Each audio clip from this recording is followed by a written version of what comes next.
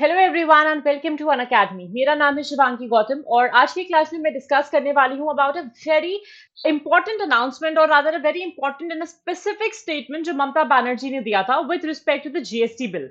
जहां पे उन्होंने सिंगूर में एक 12,000 किलोमीटर का लंबा प्रोजेक्ट लॉन्च करा, एक रोड प्रोजेक्ट लॉन्च करा। वहीं पर ममता बनर्जी ने ये स्टेटमेंट दिया कि शायद जो जीएसटी बिल को बैक करा था उनकी पार्टी ने, वो एक गलती थी। एंड इसी वजह से जीएसटी बिल, जीएसटी काउंसिल, इससे रिलेटेड जो जो डिटेल्स हैं वो अपने आप में एक बहुत प्रोमिनेंट रोल प्ले करने वाले हैं, या रादर एक इंपॉर्टेंट पॉइंट ऑफ डिस्कशन हो सकते हैं फॉर द यूपीएससी।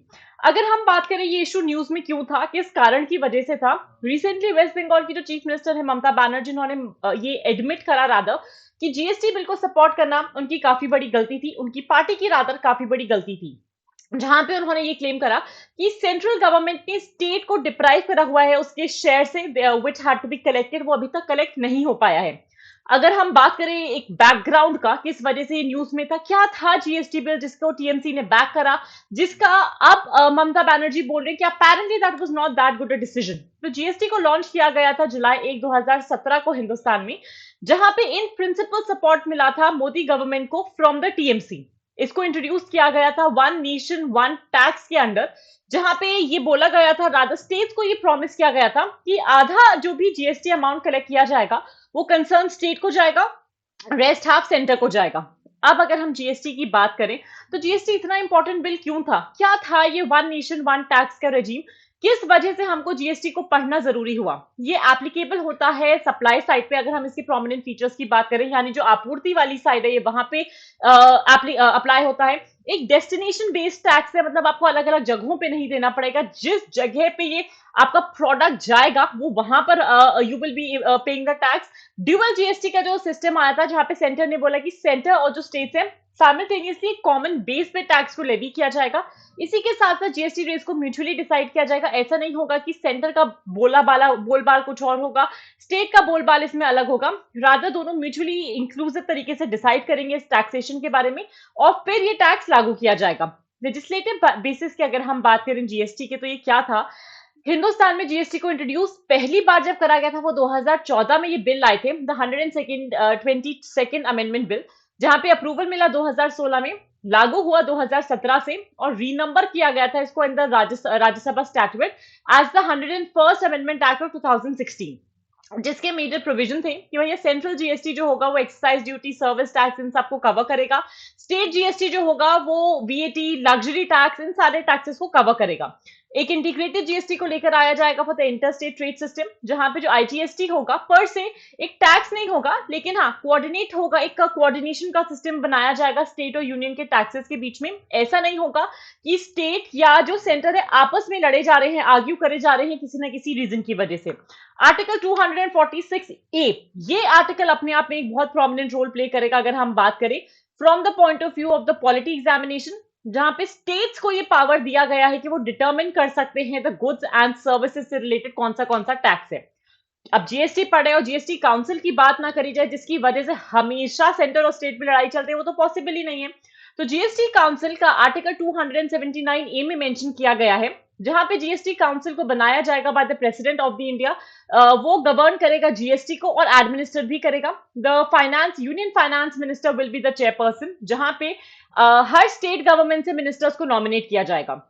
इस काउंसिल का तरीका कुछ इस तरीके से होगा, वोटिंग प्रोसेस की अगर हम बात करें, सेंटर के पास 1/3 वोटिंग पावर होगी, बाकी की 2/3 वोटिंग पावर रहेगी स्टेट्स के पास। अलोंग विद दैट कोई भी डिसीजन अगर लिए जाना है, जहां पे टैक्सेशन सिस्टम को बदलना है, टैक्स स्लैब को बदलना है, वो सब कुछ लिया जाएगा with 3/4 majority of the GST council. Centre के पास ये जो 1/3 वेटेज है, ये होगी of the total votes which are cast, और सारी की सारी स्टेट्स का वोट एक साथ लिया जाएगा, उसका 2/3 पार्ट जो होगा वेटेज उन सारे वोट्स को दिया जाएगा। रिफॉर्म्स की अगर हम बात करें, क्या एक्चुअली में कुछ फर्क पड़ा भी था जब जीएसटी को लाए गए थे, कोई ना कोई सुधार क्या देखने को मिला था टैक्सेशन सिस्टम में, क्या रिफॉर्म्स लाए गए थे एज पर द जीएसटी। एक कॉमन नेशनल मार्केट क्रिएट हो गया था जहां पे एक ही टैक्स है अक्रॉस वेरियस प्रोडक्ट्स, स्पेशली अगर हम इंडियन प्रोडक्ट्स की बात करें ज्यादा कॉम्पिटिटिव हो गए थे। फ्रॉम द गिवन इमेज आप देख सकते हो कि कितने सारे इंडियन प्रोडक्ट्स है अक्रॉस इंडिया। किसी भी स्टेट में जाओ, द एमआरपी द टैक्सेशन जो आपको इनमें से किसी पे भी देना पड़ेगा stage the same. Cascading effect mitigate हो गया था, मतलब कई बार ऐसा होता था कि सेम ही अमाउंट, सेम ही चीज पे, सेम ही गुड पे, सेम ही सर्विस पे आपको 2-3 दफा टैक्स देना पड़ता था। अब वो दिक्कत नहीं आएगी, टैक्स बर्डन रिड्यूस हो गया था और इसको एडमिनिस्टर करना, लोगों को समझाना काफी आसान हो गया था। फायदों की अगर बात करें जीएसटी के, तो हम इसको 4-5 कैटेगरीज के अंदर, 4-5 हेड्स के अंदर पुट कर सकते हैं। जैसे सरकार के लिए क्या फायदा हुआ जीएसटी को लाने का, एक यूनिफाइड कॉमन मार्केट क्रिएट हो गया, तो सरकार के लिए भी आसान हो गया टैक्सेशन को स्ट्रीमलाइन करना। टैक्स कंप्लायंस बढ़ गया, टैक्स इवेजन को डिस्करेज कर सकते थे, जो कि सबसे ज्यादा बड़ा एक महत्वपूर्ण मुद्दा था सरकार के लिए। ओवरऑल इकोनॉमी के लिए एक सर्टेनिटी का पार्ट आया, करप्शन एटलीस्ट ऑन पेपर तो रिड्यूस हुआ ही, और सेकेंडरी सेक्टर को काफी ज्यादा बूस्ट मिला। ट्रेड एंड इंडस्ट्री की बात करें, टैक्स रेजिम काफी सिंपल हुआ, जिसमें कुछ कुछ ट्रेड जो एग्जेम्पशन थे वो काफी कम हो गए थे। Ease of doing business increase हुआ, मल्टीसिप्लिटी ऑफ जो टैक्सेस था वो किसी ना किसी तरीके से रिड्यूस हुआ, double taxation set certain sectors का कम हो गया था, एफिशिएंट न्यूट्रलाइजेशन हुआ टैक्सेस का, हमारे प्रोडक्ट ज्यादा कॉम्पिटिटिव हो गए इंटरनेशनल मार्केट में, एक ऑटोमेटेड प्रोसीजर आ गया, सिंप्लीफाइड प्रोसीजर आ गया, जहां पे registration, return, refund, tax payment के लिए काफी आसानी हुई। डिक्रीज हुआ एवरेज टैक्स बर्डन में, जहां पे जो supply of goods and services था उसमें कोई ज्यादा दिक्कत नहीं हुई। कंज्यूमर्स के लिए क्या फायदा हुआ, ट्रांसपेरेंट प्राइसेस रहे, पावर्टी इरेडिकेशन में कोशिश तो हुई कि पावर्टी किसी हद तक थोड़ी बहुत कम हो पाए, प्राइस रिडक्शन हुआ।